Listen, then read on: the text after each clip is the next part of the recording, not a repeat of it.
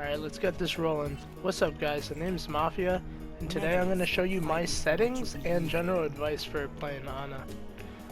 So a lot of you have been asking what are my settings, and I play on a simple 70-70 sensitivity. I don't play with any aim assist changed or any smoothing changed. I know a lot of my friends changed those, but I got too used to the default settings, so I can't change them now or else I'll get screwed up. I keep my reticle for Ana specifically on default, because back when she first came out, when I tried to make it circle, it gave me a reticle like this, where it's circle, but then when I zoom in, it's a little cross, and I really grown to like it, so I use it all the time. I got so used to it, I don't want to change it. Here's my other settings too. I have allied health bars on, toggle zoom hell no, relative aim 30, nano 100, recoil aim, that's, you just keep it on. For the rest of the settings, I have basically everything as in Call of Duty settings. I don't know why, I just like it, and I'm used to it. So I have sleep dart on L2, nade on R2.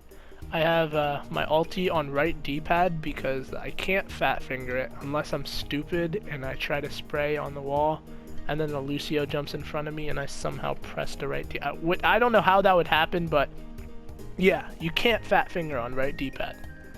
But you gotta let go of moving just real quick to just press it. But that's not a problem for me. R1, L1 is to shoot and aim in. That's all for the settings. I'd like to keep it simple. And yeah, I didn't want to make this video just about settings, so I want to talk about different things you can do with Ana. First things first, you should raise your actions per minute. When I first started playing Ana, I would sleep someone, and when I had to kill him, I knew the combo was shoot, nade, sleep. I mean, shoot, nade, shoot. So I would shoot, back up, nade, and then shoot again. But that's really, really slow. So what you can do is you can cancel your shot with a sleep immediately, and I'm going to show right now.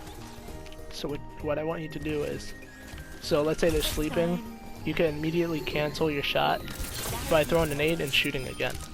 So it's not as fast as like the normal rate of fire, but it's definitely faster than something like if you shoot and melee.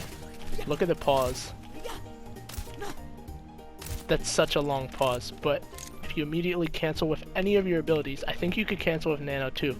So if I shoot sleep, shoot nade, especially on a tank, you're dealing a lot of damage. That's a lot of damage. That's a lot of damage. That's a lot of damage. It's not that much damage, really. And yeah, that's a lot of damage. Insert JonTron meme right there. The damage. I want to talk about positioning. So there's two ways I like to position. One is, and this way is not, I don't recommend this all the time because it's not a good idea most of the time. Okay, so of course you're a sniper, you want to be away from your team. Oh my god, I'm missing. You want to be away from your team and get an open shot on the whole battlefield. But the problem with this is if they have a Tracer or Genji or anything else that can flank you, they will kill you. They could Dragon Blade you, and if you miss your sleep like an idiot, well, I mean, no, Dragon Blade's pretty hard to sleep. I'm not gonna say an idiot. If they kill you, that's a first pick on them, and then right after they're gonna go for your Mercy or your Zen or whatever the hell is next. So I'd suggest if they're back in their spawn and they're preparing to come, I would stay back. I'd shoot, try to land shots, whatever. And once you see them coming towards you, I'd immediately just drop down. Or like get closer to someone, like a teammate. So that when that Genji does come and you land that sleep, he can die. Or let's say if he does come and you have a McCree, he can flashbang, or Roadhog can hook, anything like that. Then you'll be saved, you'll be safe. My second way of playing is just sticking by someone. Like, I like to keep a distance, but I always want to like have a safe route, because Ana's not mobile at all. She has a sleep and then she can run, but that's it. That's all you can do. There's no There's no sprint, no blink, no nothing. So you gotta make sure you position yourself safely so you just don't die. And that is my favorite way of playing. I used to play like an idiot and I used to be solo majority of the time. Like, but I would get punished pretty hard, and you gotta learn not to do that. Also, the problem with the first one, with the positioning, if you're too committed to that positioning, of course you're gonna die. But I like to save up my nades, so if I get low, I sometimes risk it to get close enough to my teammate or the enemy and nade both of us, because that's you're getting double value for one thing, and you're essentially healing yourself and healing your teammate, and then you could go ahead and heal whoever's next to you, or since you dealt the damage on the enemy because they came close, because the splash is pretty forgiving. Not too forgiving though, because they did nerf it. It's like 3 meters, I believe, but it's not bad. It's good enough to keep some distance between you and the enemy, or at least keep you and your teammate closer. That's why sometimes I yell at my Reinhardts or like my tanks. I keep yelling at them, get closer, but they don't understand why I want them to get closer, so they run away. Oh, also, you gotta make sure you land your shots, or else your team's gonna be at a hazard. You're essentially gonna be like dead weight. You're not gonna be doing anything for the team if you're missing shots. And wait, let me see if I can cancel this. Okay, you can cancel with Nano. Oh, that's good. I've never done that before, but I should start doing that. But yeah, you want to make sure you get extra value. You want to make sure you aim your shots correctly. You want to go into practice range, even though they're bots. Just try to practice. Try to practice weird shit. Like, practice how hard is it to shoot from this distance. Because aim assist is off right now. They're so far away, there is no aim assist. So it's good to like practice what if the enemy was down there. Like, practice stupid shit like that. Because like sometimes people are like, I'm stuck in like low diamond, low diamond, low plat, high plat, whatever. And I know it seems like a lot. Like, you don't want to go on training. Training is ass cheeks. They're not doing anything. But you're gonna have to do it if you actually want to get good. Just do quick play, scrim with your friends, reverse your friends. I 1v1'd constantly DPS mains. I would 1v1 my Widow friend, Kid Kush 34. He's an extremely good controller Widow, and I want to show you guys his skills. But I would 1v1 him as Ana. I would 1v1 my friend Assault Rifle Master. It's just a Tracer main, which is a terrible matchup. I'd still 1v1. I'd 1v1 my tanks. I'd 1v1 my DPS mains, just to get that feel. Like, when it happens in comp, you'll understand how to defeat them, what to do, how to get them off, stuff like that. And it's always good to practice, especially for someone like, especially for a character like this, where the skill ceiling is so high. Like, it's not like you're playing Mercy. Like, here, I'm gonna show you an example. Ana is a manual car. It's a stick shift car. Well, she's a stick shift car. That's how I like to put it. You're in control of everything you do. Everything. If you miss your shots, that's on you. Okay, I'm trying to miss. There you go. If you miss your shots, that's on you. You're costing your team. If you land, you get great value. You get extra sleep. You get some pretty good damage. You can multitask, you know, heal damage, whatever. Everything is in your control. If McCree's high nooning, you sleep him, you have to land that sleep. Everything's manual. When you go to a character like Mercy, this is ugh. Okay, no, I'm sorry for saying ugh, because I know a lot of people like this character. So the character, I assume her as automatic. Right? Look at my aim right now. Look at it. No sweat at all. Oh look, I still flew to him though. I can still fly to him, even though I'm not aiming at him. I can heal him and look over here. Like, look, I can look over there and heal him. Like, it does not matter. I can do anything I want. And if mistakes are made, like, oh, I flew wrong, it's okay. I can just back up. No problem. No problem. The cooldown's 1 second. It's all right. I can't miss a shot if it's just sucked on them. Like, it does not matter. Her gun is pretty goddamn forgiving. Half the time I see Mercy on my kill feed more than my DPS sometimes. Like, it's 20 damage per shot. Yeah, of course she doesn't just DPS all the time, but like, I'm trying to make a joke. Like, she can get up in someone's face while Valkyrie and kill someone. Look, a teammate died. It doesn't matter. Mistakes can happen. There you go. You're back up. My bad for not healing you. Shit like that. She's an automatic car. And Ana's a stick shift. Which one do you want to drive? A freaking boring car, or you want to drive the fun car? I don't know. Whatever one you want to do. Probably a terrible analogy, but oh well. I'd suggest people in lower ranks playing with like low plat, low gold, low stuff.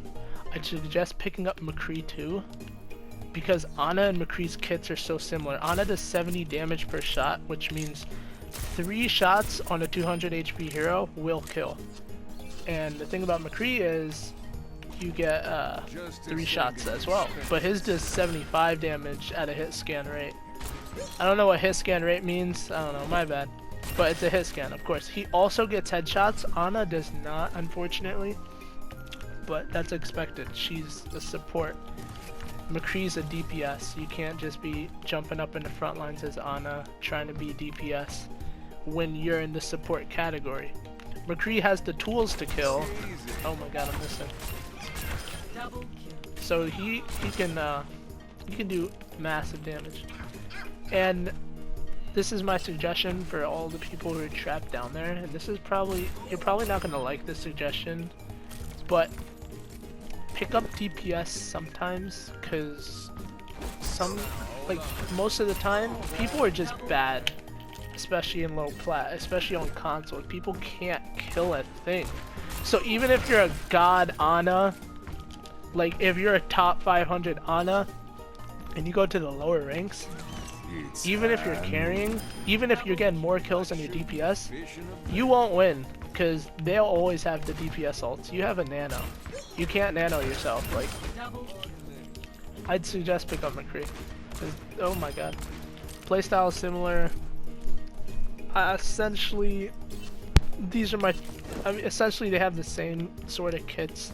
Like, McCree's can stun someone for a split second and you can land headshot, whatever. Ana can sleep someone, get the same kill. Hers takes longer, of course, because you have to sleep.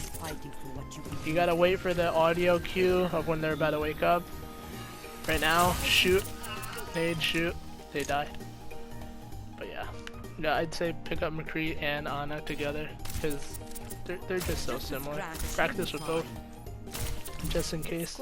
Oh shit, I landed that? Oh shit. Oh! One thing I want to talk about real quick is when I see Mercy mains playing Ana, like, they'll complain, like, oh, they're telling me to swap off. Sometimes you just have to swap off with Ana. Like, if you're doing shit, swap off. Like, you can't just say, but I have gold healing. It does not matter. If you're missing your shots, if you're nanoing random shit, you gotta swap off. Like, Ana's not for you at that point. Like, if you're a Mercy main and you're tired of Ana because you played, I'm sorry. If you're a Mercy main and you played like 100 hours of Mercy and you're trying to play Ana, you just gotta really practice. Don't bring her into your comp games. You really gotta practice in quick play. It's not the same shit.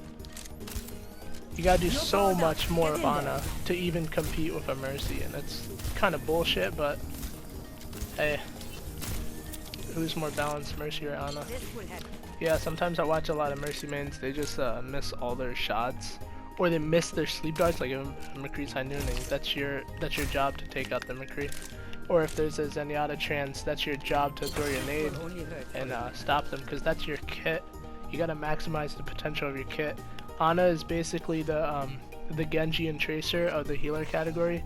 Even though she plays like McCree, I'm comparing her to Genji and Tracer because they have the highest skill ceilings. Like, all the pros, if they can master them, they can do wonders. But if the pros make a mistake, they're gonna die. And that's the thing with Ana, you can't make mistakes. Sometimes you can make mistakes, especially in the lower ranks. You can make tons of mistakes, but at a top 500 level, if you nano boost a Lucio, or you miss your sleep dart on a McCree high nooning, or you miss your nade, you're done for. You gotta brush up on your Ana skills. Like, if you're missing your shots, go play Mercy, go play Lucio, go play Zenyatta, because this is, especially on console, like, you have to land these shots. And this is why people don't trust Anas on console. And I understand when people tell me swap off before the match even starts, because they assume I don't land shots when I do. Then it's up to you to prove them wrong. And like, I would suggest just play the first couple minutes and prove to them you're a good Ana. Even when that happens, even when I'm proving them wrong and I'm doing great as Ana, they still want me to swap because this is the Mercy meta right now. Even though Mercy's res is getting nerfed, it's still godly. Like, you get a kill and enemy team just reses. They could shield the dead teammate and res them. It's like total bullshit right now. Okay, this is a very important thing about Ana. When you're first starting Ana, you occasionally, when I see a new person playing Ana, they always ask, who should I res? Like, who wants res? What do I do? What do I do with my res? But the problem is they ask that question during the team fight while everything's going batshit crazy, and that is the worst thing you can do. Unless it's between, like, if everything crazy is happening and you're like, okay, should I nano our soldier with nano visor or should I nano our Genji with nano blade? And what you want to do is you want to talk to your team about that before the fight even happens. Like, hey, who wants my nano? Who's better off with nano? What can we do with that nano? And during team fights, it's your nano. You gotta decide who you're nanoing. Like, you can't just be asking, oh, should I nano our Ryan or should I nano our Genji who has no ult, or should I nano our Hog? You have to make the decision yourself. You're the player playing Ana. That's your nano. Give it to someone who you think will do work. And if you can't figure that out, just try it out on quick play. What happens? Like, try it out with your teammates, try it out with your friends. Always decide, okay, yeah, they have no ults, we have no ults. I built up my nano fast enough. Let me give it to Ryan. And Ryan could go in, get some shots in. Oh, what's up, Mike? Shout out to Mike, the Torbman. Anyway, you got to get some shots in. I mean, no, I'm sorry. He messed me up. I'm sorry. The Ryan will get his shots in. He's gonna charge ult because of that nano, and then you have another ult to use. Also, you can use nano to bait out other ults, like, per se. If you give nano to your Genji, and your Genji starts going in, the Zenyatta's gonna have to pop trans, or the Lucio's gonna drop beat, because they don't want to die. Even without the blade, they could still die with that nano if the Genji's skillful. So if they pop that trans, then Genji can freely Dragon Blade, and they would have to waste another healer ult, or if they don't have a healer ult, they'll die by that Genji blade or that visor. So it's always important to know when to use your nano. Okay, last thing I want to go over with Ana is just make sure your aim's on point. Teammates have no aim assist, but enemies do, and I don't rely too much on aim assist. Like, I'll gladly go to PC and have no aim assist on controller. Like, I would not care.